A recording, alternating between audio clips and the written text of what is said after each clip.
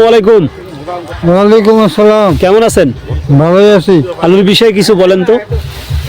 আলু তো যে ফলন আছে ভালোই আছে এবং দামের উপরে এইরকম যেন দাম থাকে আমরা আশা করি, তাহলে আমরা কৃষক জীবীরা ভালো থাকবো। এই আলু তো হাওয়াই কিনলেন, হ্যাঁ, এই আলুর বাজার যাচ্ছে কত আজকে? আজকে আলুর বাজার মানে 32 টাকা 50 পয়সা লোড হইবে। লোড। আচ্ছা, আর গ্রানুল্লা, তারপর কারেজ কারেজ আপনার হইবে 35 থেকে 36। 35-36 টাকা। আর গ্রানুল্লা গ্রানুলা সম্ভবত 27 থেকে 28 পারবে না, 28 টাকার 28 থেকে 30-এর মধ্যে বিক্রি হবে ওটা। আচ্ছা, গ্রানুলের বাজার। এই সেভেনের বাজার কত যাচ্ছে লোড? লোড আছে 32 টাকা আড়ানা। আর গ্রানুল্লা? গ্রানুলা 28 হবে। আর ক্যারেজ?